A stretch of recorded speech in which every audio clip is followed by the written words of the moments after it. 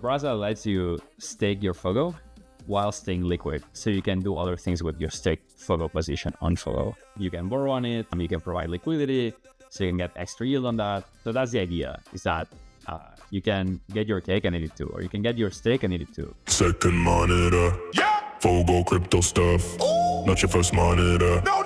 Fogo crypto stuff. Welcome to Second Monitor. We're launching a podcast because the world needs more podcasts. Two guys and a podcast. There weren't enough of them. We're bringing it up. Just two guys and a camera or two. Just two Gen Zers. Just you and me, two Gen Zers. How are my fellow Gen Zers doing? You know? Yep. So on our first episode, we're actually talking to Brasa. They're a liquid staking platform on Fogo. Yes, we're going to learn all about what liquid staking is, how it's still liquid, and what we can do with our liquid staking tokens. All right. Let's do that. Everyone enjoy our first podcast. God bless. Fogo crypto stuff. Let's go! Let's start in simple terms. What's your role in the Fogo arsenal? We are the simplest way to get onboarded to Fogo DeFi. LSTs are basically the best way to capture the risk-free rate on the chain, which is basically the staking yield. And so it's a very easy, no-brainer, no risk way for users to capture yield on their Fogo. So instead of holding just native Fogo, they can stake it and then they can get some upside on that. And then, of course, it unlocks a bunch of other things through composability on DeFi, etc. Okay, so you see Brasa. Brasa implies heat. Is that? So it's like heat. So what's the origins? Because we got Fogo is fire, and Brasa. What's the origin of Brasa? So I mean, I think when you're working in staking, staking per se is not a very how should I say, exciting subject. Maybe just it's a bit boring according to some people. So we had to look for something a bit more fun. And I guess when you talk about staking, you think of stakes. And so, if you put a steak in the grill in Portuguese, the grill is a brasa, a barbecue. And so that was a bit of a nudge or a wink to Fogo, I guess. Cool. So, yeah. Imagine a lot of people who watch this might not know much about crypto. So when you stake, does it give a liquid staking token? When you stake, what does that mean? Brasa's doing the liquid staking platform, or is staking different? Can you give it to us with no cap and keep it real 6-7 Yeah, so Brasa lets you stake your Fogo while staying liquid, so you can do other things with your staked Fogo position on Fogo. So you can borrow on it, you can provide liquidity, so you can get extra yield on that. You can hopefully in the future use it as collateral on perps, on ambient, for instance. That would be really cool. So that's the idea, is that you can get your cake and eat it too, or you can get your steak and eat it too, brother. All right, for real. All right. Okay, you ate that. Good job. All right. I'm trying to throw in the Gen Z slang because we're trying to maximize the audience reach here. And I know, obviously, Jared, you were super familiar with all of that Gen Z slang. But before we move on to the next section, I just want to say unofficial sponsor, Wrecked by Moonpay. Fantastic. Great team over there. Okay, so why liquid staking? All right, so why is this the first critical primitive we need in before lending, borrowing, perps, or anything? Yeah, so basically a bit of background. I run a company called First, which is one of the first validators on Fogo. And so we were very early on Fogo. And when we were looking at the ecosystem of apps that were being built, we saw that no one was working on staking. And as validators, we understand the importance of economic security very well. And we figured that someone had to step in and build liquid staking as a first-class primitive on Fogo. And so that's what we did. That's the story for Brasa. And we're very excited about it because we think that it's really important to have users step in and stake their Fogo, not just so they get yield and they get an easy way to get onboarded to the chain, but also so they can provide more economic security to Fogo. So it can be a safer chain and handle more TVL and so on. So here's something about liquid staking that I've always enjoyed. So you said more TVL and make it a safer chain. Can you kind of break down each of those? How does liquid staking help with both of that?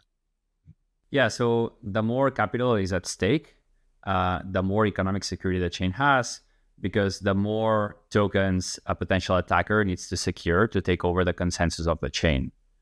And so any chain that is securing meaningful value needs to have a lot of capital at stake, such that no one is, first of all, incentivized to behave maliciously because they would lose the stake, but also it raises the bar for the cost of attacking the network for a newcomer. So that's why it's so important to get people to stake. And that's why the chain pays a yield for it. Otherwise, they wouldn't pay any yield for it, right? Then the question is, can we make staking accessible? And that's where Brasa comes into play. Now, I'm going to throw you a curveball then, Bernard, and this might be a little bit harder. Could you argue that having liquid staking tokens on any blockchain actually makes it less secure because you introduce a level of smart contract risk that's not there if you stake natively? Yeah, so that is true. Of course, liquid staking tokens, they introduce an additional layer of risk, and that's where security is so important. And so, for instance, in our case, we take security very seriously, and that has shaped our approach to building Brasa, which is that our starting point for building Brasa has been the Solana stake pool program, which is one of the most battle-tested programs in Solana and probably out there, no cap. And yeah, no cap. No cap. And no cap. Slay. So basically, that's what guided our decision to start with the stake pool program. And then there's a question of, okay, does it work by default? It could work by default, but Fogo brings a series of additional features that are very good for users, namely the account abstraction framework, Fogo Sessions, that we had to bake into the stake pool program to make it a first-class citizen for Fogo. And so, yeah, that's what we did. We got it re-audited by the same auditing firm that has audited the stake pool program on Solana the most to make sure that we were very well covered. Because again, security is very important. And yeah, I think that's basically it. We've open sourced it, so it's on our GitHub, and anyone can use it if they want to. So we're happy to give back to the Fogo ecosystem. Dude, I'm a big fan of validators, man. I'm with you, bare metal all the way. So here's my question for you then. So first off, that could have been like a real sus question, but really it turned out to slay. So you can watch him in real time looking at the dictionary. Well, let's try that again. All right. That could have been. I can't do this. This is. I like it. Keep it in. Okay.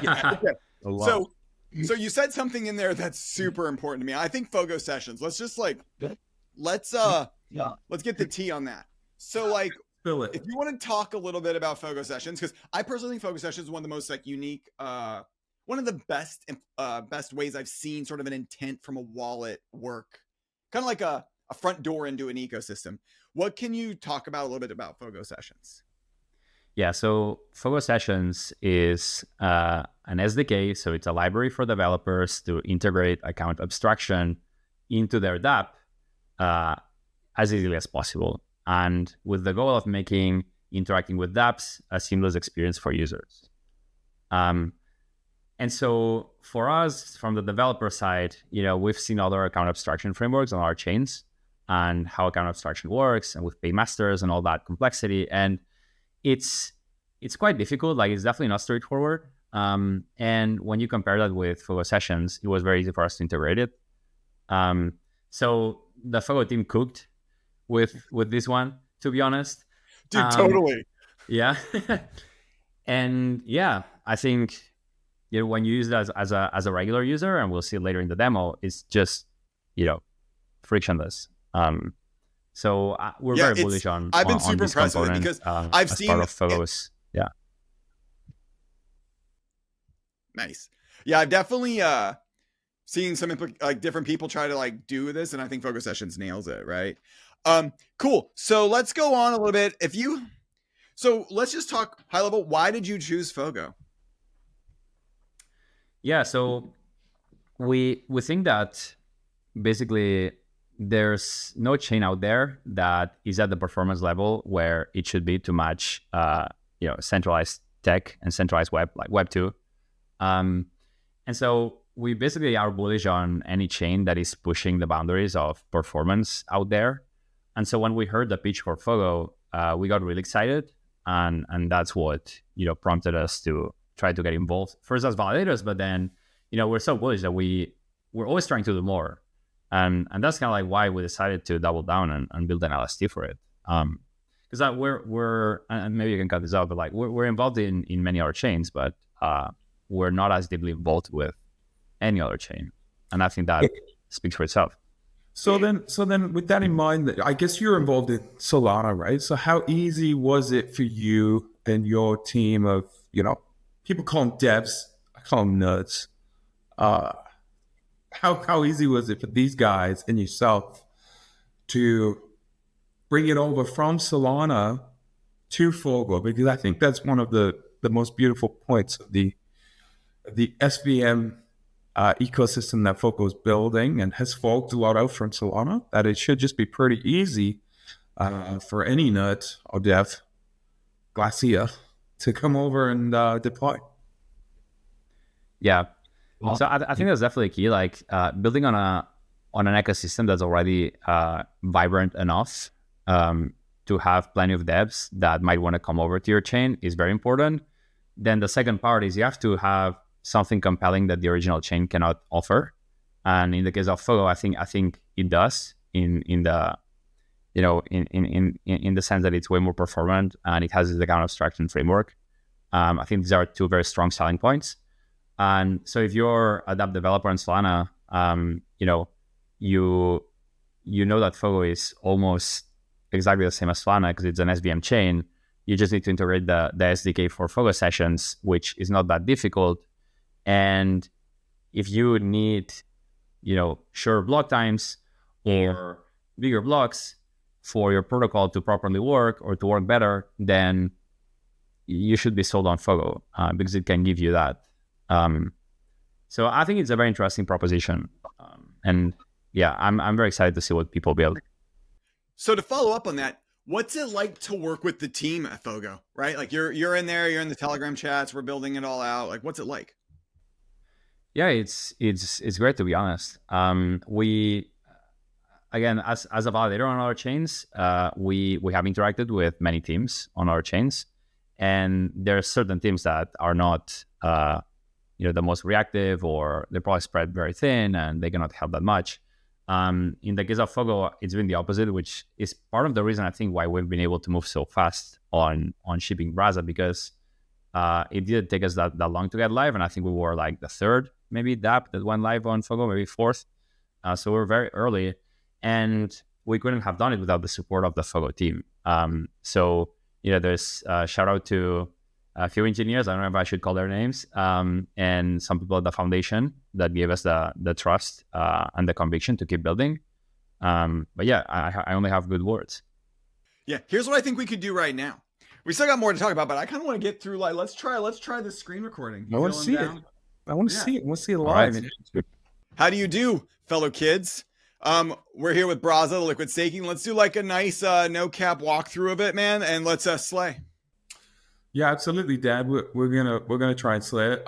So here we are on Brasa, the liquid staking platform.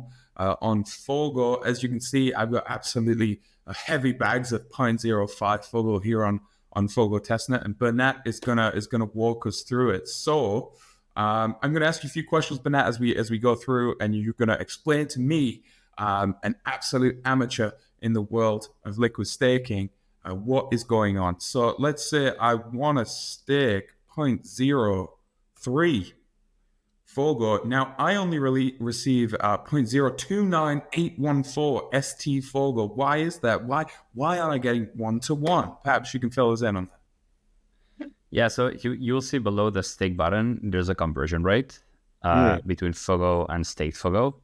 And the reason is that if you're familiar with liquid stake tokens in Solana, for instance, you will know this, but otherwise, basically, each staked Fogo unit is a share in the stake pool. And so over time, as yield is accrued by the stake pool, the value of each share, so the value of each unit of staked Fogo, goes up in Fogo terms. which means that when you stake one Fogo or when you deposit one Fogo into the protocol, you get slightly less staked Fogo. And over time, you will get slightly less and slightly less and slightly less. And if you hold staked Fogo, over time, your staked Fogo will be worth more and more Fogo. So that's how it works. Okay, got it. All right. And quickly, before I hit this stake button, can you talk us through any fees? Let's take a look. Can you talk us through this? Yeah. So there's no deposit fees to deposit into Brasa. There's a 10% fee on rewards or commission, basically. And that is to subsidize the protocols, operations, etc. And then there's a small fee on withdrawals. And that is basically to prevent certain kinds of edge cases that an attacker could take advantage of, which is very standard practice in all LSTs. This is the bare minimum that we have to put in there to plug the hole. So yeah, that's basically it. Got it. And when I hit this stake button, which I'm about to do in just a moment, where does that Fogo go? Is it distributed to your validator? Is it spread across a number of validators? What's the crack with that? Yeah, so Fogo that goes into the pool is spread equally across all validators on Fogo. Right now, that's the policy. And you can see at the top, there's another button on the top bar called Validators. And that will show you the exact allocation of the stake pool across all validators. You can, this thing a bit to load, by the way. That's interesting. There we go. So you can see any validator on the Block Explorer. You can see the stake account backing it. You will see that it's owned by the stake pool. You will see how much it is. So you can basically check on the Block Explorer that what we're telling you is what it is. So you don't have to trust us. And of course, as we go live on mainnet and we start evaluating how validators are actually performing under more realistic network conditions, we will decide how to adjust our policy. But our goal is to help Fogo become safer. And Fogo won't become safer if we, shove all of our stake into the first set validator. So that's certainly not something we're going to do. But it is possible that if there are certain validators that underperform, we might not allocate to them. And then later on, once Fogo enables multi-local consensus, which we haven't really spoken about, but it's a very interesting feature of Fogo as well, we might also do some things there, because it might happen that yields are higher in certain regions than others, but we have to wait and see. Got it. Okay. That makes perfect sense. All right. Now, if you're watching, try not to blink, because we're going to refresh this. I'm going to sign in. All right, there we go. My absolute massive bags. I'm going to do 0.03. We're going to hit stake. Sessions expired. Extend the session. I think this is one of the best features of Fogo from the usability side of things, because now I have 7 days on Brasa, and it's going to feel like, it's not going to feel like Web3 at all, really, because I'm not going to have to sign this transaction. I'm going to hit stake, and boom, done. That was quick, and it wasn't sped up, I promise. Can you click on View Explorer? Yes, absolutely. Let's take a look.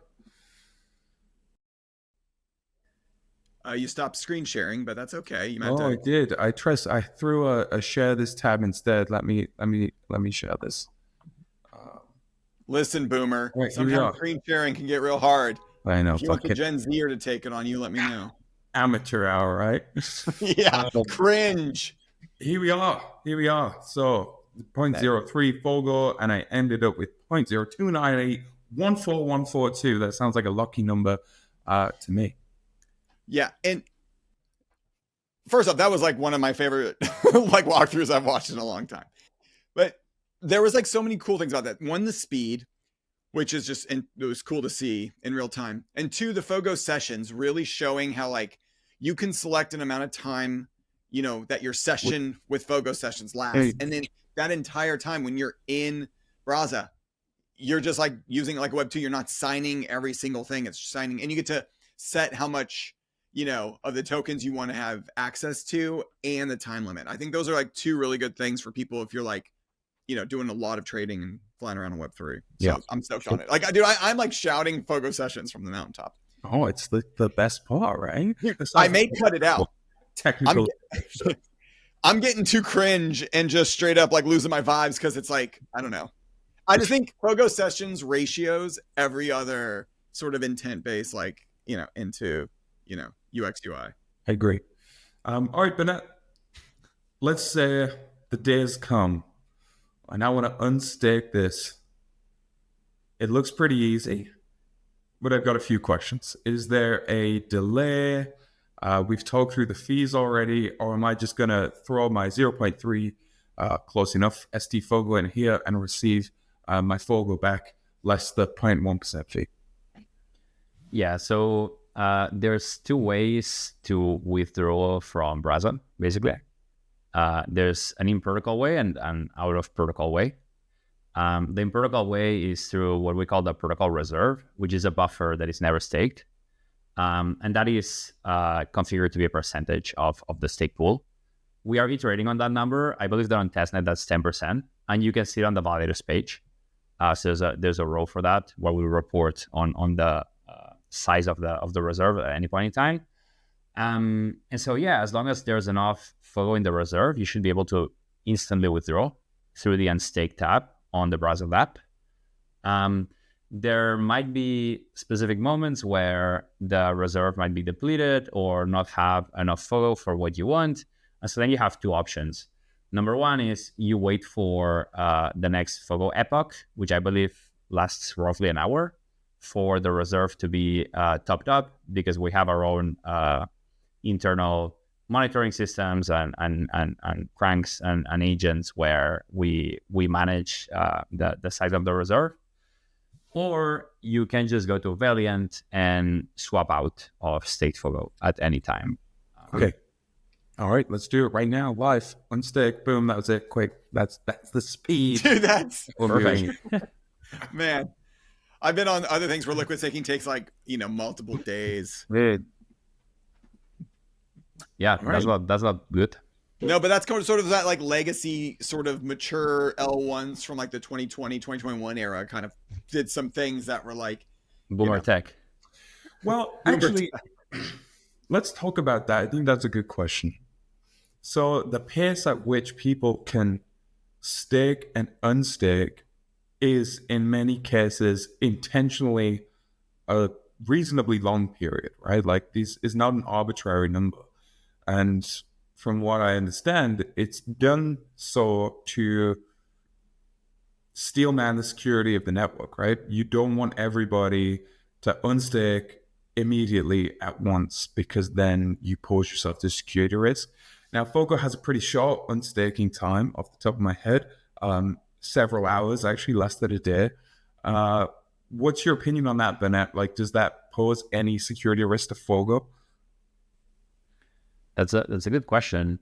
I think, it's worth wondering why people would want to unstake. And so if you look at the history of other chains, generally people, rush to the exits when they want to not just leave their stake position, but leave the network altogether. And so it's not a question of staking per se. I would say it's more a fundamental question of like, can the network manage to retain its users? And so, yeah, like that's something that we have to solve for, that by bringing up developers and bringing more protocols. And yeah, but yeah, I think I think anytime you have to put in some sort of like game theory mechanism to prevent something, I don't think it has the intended outcome that people hope. Like, people can still unstake and it can still run for the doors, just in a slightly different, cadence. So I think focusing less on preventing people from unstaking and focusing more on giving reasons to not unstake, I think is better from an L1. I agree. All right, Bennett, my favorite question of all, and I don't know if I can answer this, but I'm going to do it anyway. Are we getting a Brasa token? When token? What does the token do?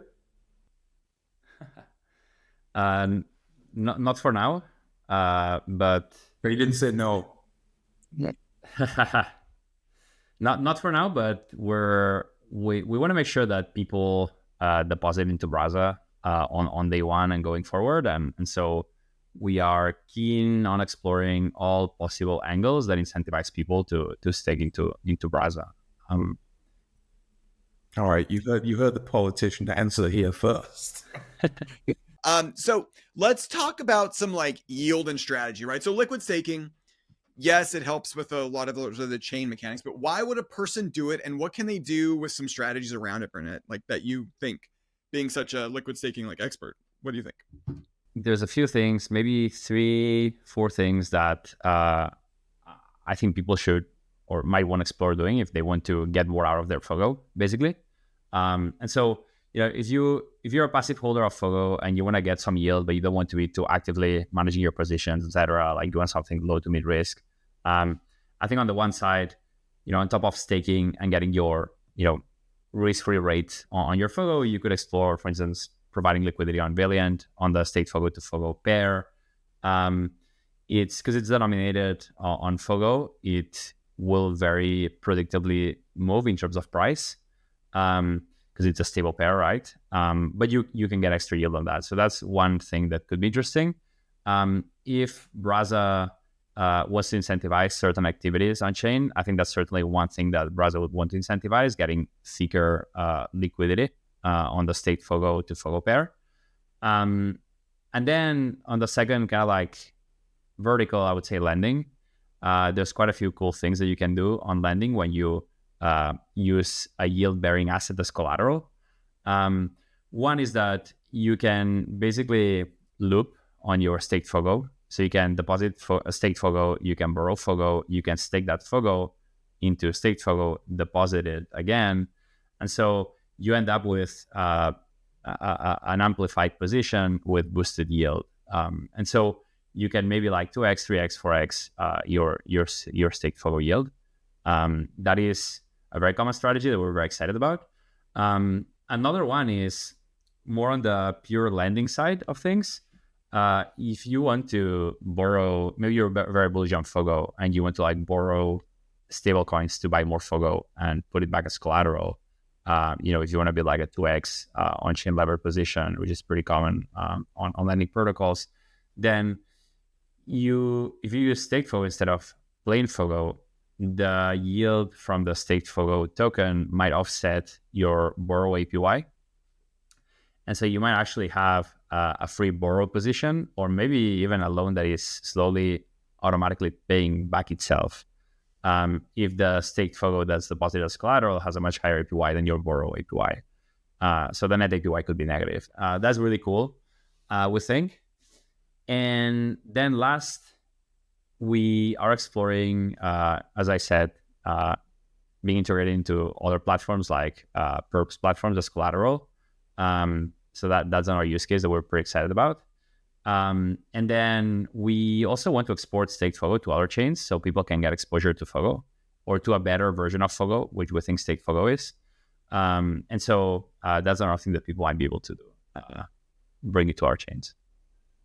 Man, slay. That was like some of the best use cases for liquid staking. You just like, there it is. I can now make the clip of that. Yeah, you hit that. Like let's drop the T. What's your roadmap look like for the next like 6 months after Fogo goes mainnet? What does a liquid staking token project look like for those 6 months? The way we see it, we've basically built the best LST on Fogo backed by the most robust technology. It just works. We're starting the demo. I think the next step is to basically bring as much utility as possible to the token. And so that's going to be our focus, utility. So expect to see us on all the venues on Fogo. That's what we're going to be pushing for at least. We're already on some of those on Testnet. Like you can find us on Valiant, you can find us on Pyron already, you can find us on Fogoland. And we're going to be pushing to be everywhere. So that's going to be the focus for sure. All right, I've got one random question I just came up with because I don't even know if this is possible. This might not even make it in to the final cut. But Burnett, can you take a product, stake Fogo for a liquid staking token, and think of the amount you stake with that product as sort of like a fast pass. So like we're always fighting bots and stuff like that. If you just, the thing with Fogo Sessions I like is it's like one click, no worries. Though, other than Cloudflare, you're kind of fighting botters. You could at some point. So is there a way to maybe make liquid staking tokens Well, I mean, sort of a fast pass? yeah, one thing. So that's actually pretty smart. So basically, if there's when you look at stake positions on Solana, which also means on Fogo, they are represented as stake accounts, and so a stake account in some kind of way is no different from an NFT, right? It's like a non-fungible position backed by something. And stake accounts are, I think, transferable, so they're pretty much like an NFT. If they were not transferable, you could say they're like a soul-bound NFT, I guess, which is another flavor of NFT, right? So that is true. Now, there's a question of whether there's value to that, because I think the assumption that I have, I think most people would agree with it, and I'd be interested in hearing what the counter to that is. It seems like a fungible alternative of the non-fungible thing is always better, net better, which is probably a reason why meme coins have taken over NFTs, right? So yeah, like if you have 1 million people at one thing, but there's only 10,000 units of that thing, like you're limiting your time, and so just make 1 million of them instead, and like that's what meme coins do in a way. So here's one for you. You can give me a kickback with the massive amount of TVL you'll see. You contact every Paymaster, and for those who don't know, Paymaster is basically a specialized wallet that holds Fogo. So when you interact with the app, you never have to pay the gas fees. The app pays the gas fees on the back end. Now, Bernat, you give each of these Paymaster wallets an NFT that gains access to a private ST Fogo pool with 0 fees.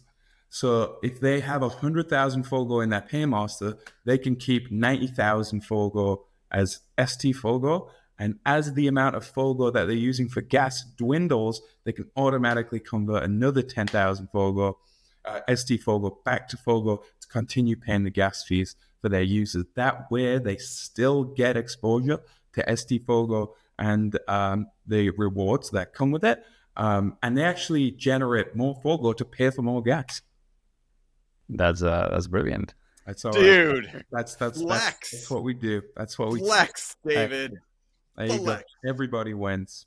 That was lit, dude. That was so. Dude, you ate. Dude, you ate that. You ate that.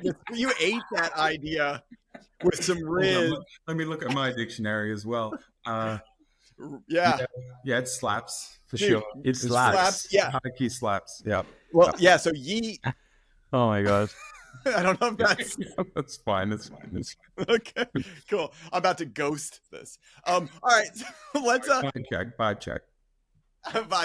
Vibe right. check. So David. Yeah.